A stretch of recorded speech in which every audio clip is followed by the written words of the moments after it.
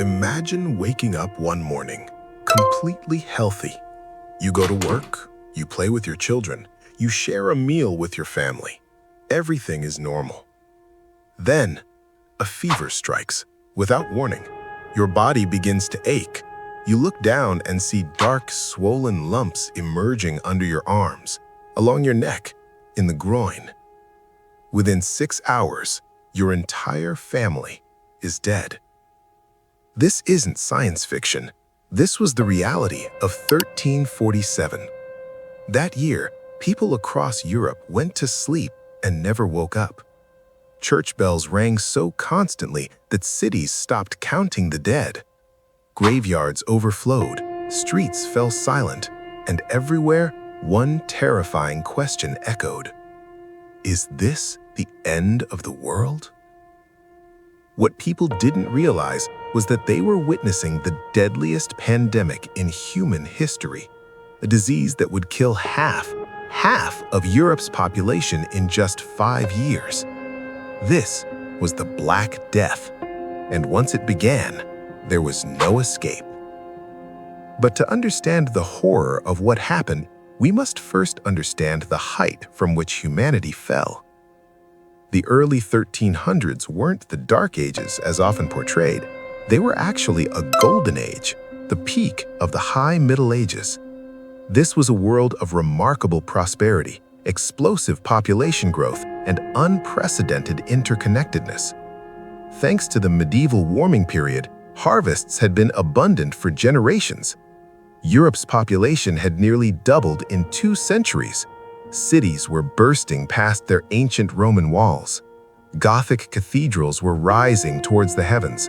Markets overflowed with goods from across the known world. Universities were teaching the rediscovered works of Aristotle and Plato. People felt closer to God and more capable than their ancestors ever had. But the most important thing was that the world was connected. A merchant in Venice could buy Chinese silk that traveled the entire length of Asia.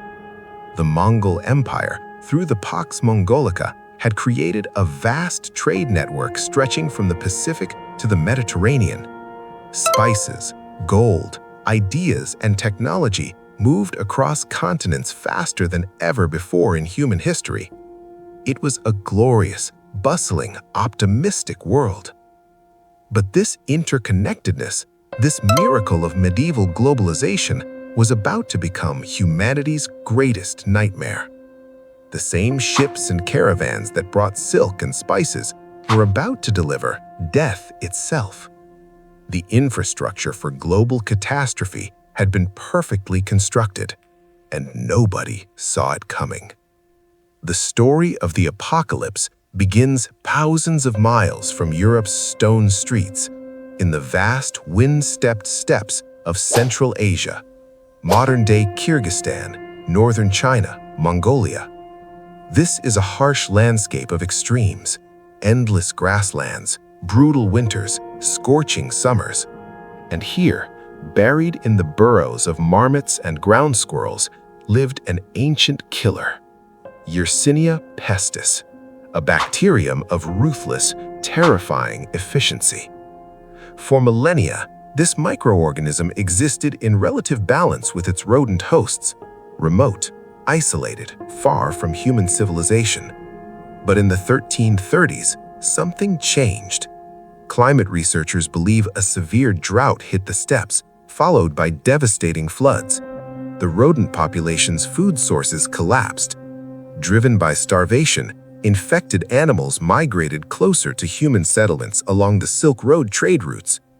The first leap from animal to human likely happened in small trading outposts, nomadic merchants, caravan stops, places where East met West. The first victims had no idea what was happening to them. High fevers, violent vomiting, and then the buboes, painful, swollen lymph nodes that gave the disease its name. Black, oozing, excruciating. Most died within 3 to 5 days. By the early 1340s, terrifying rumors began reaching Mediterranean ports. Merchants spoke of civilizations in the East simply vanishing. Entire regions of India, Persia, Mesopotamia depopulated, millions dead. Europeans heard these stories with a mixture of horror and detachment.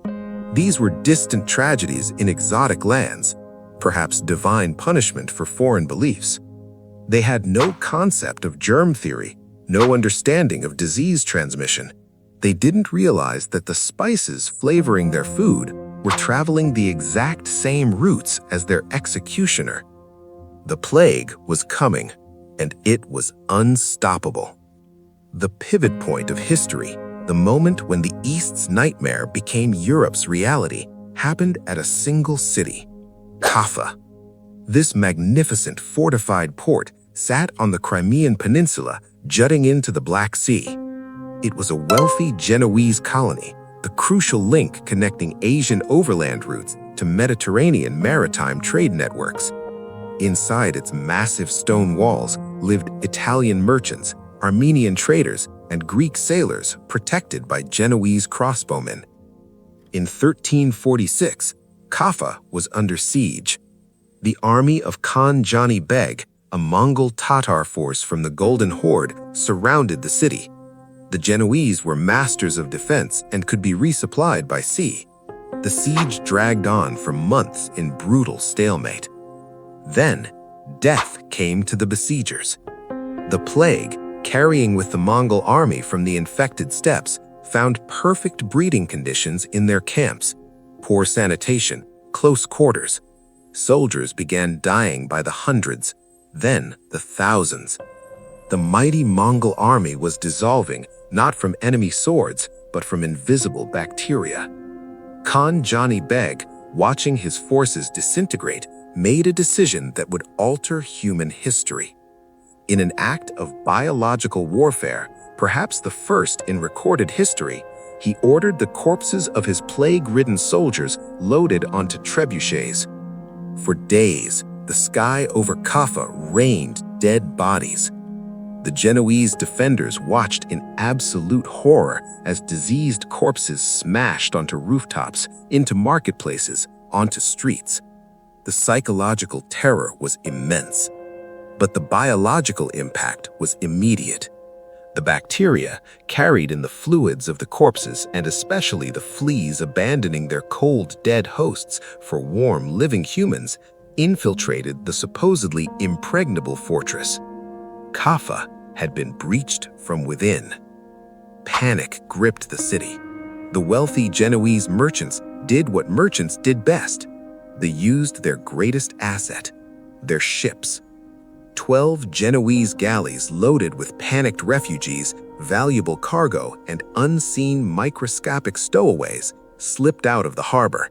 They sailed past the dying Mongol army, through the Bosphorus, past Constantinople, which would soon fall to the plague itself, and into the Mediterranean. They were sailing home, to Italy, to the heart of Europe. But they weren't just carrying people and goods. They were carrying the apocalypse. October 1347, the port of Messina, Sicily. When the 12 Genoese galleys arrived, dock workers rowed out to greet them, expecting the usual: silk, spices, exotic goods from the east. Instead, they found hell. Contemporary chronicles describe the scene. Most sailors were already dead, their corpses rotting on deck. The few survivors were delirious, covered in black boils that oozed blood and pus.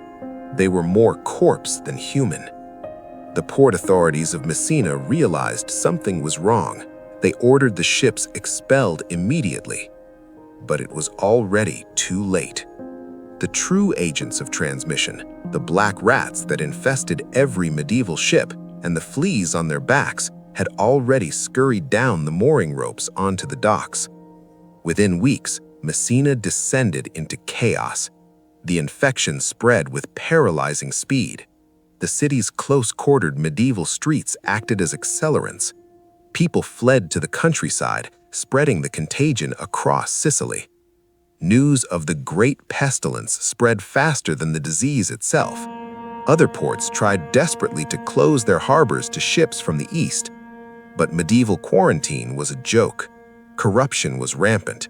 A ship laden with valuable Asian spices could usually bribe its way into port. Greed consistently overcame caution. By early 1348, the great maritime republics were collapsing. Genoa, the home port of those original death ships, was devastated. Venice, the queen of the Adriatic, faced existential crisis. The Venetians, pragmatic as always, pioneered the concept of quarantine. They designated islands in their lagoon where arriving ships had to wait 40 days, 40 giorni, before entering the city. It was humanity's first organized public health response, a brilliant innovation. But for the first wave, too little, too late.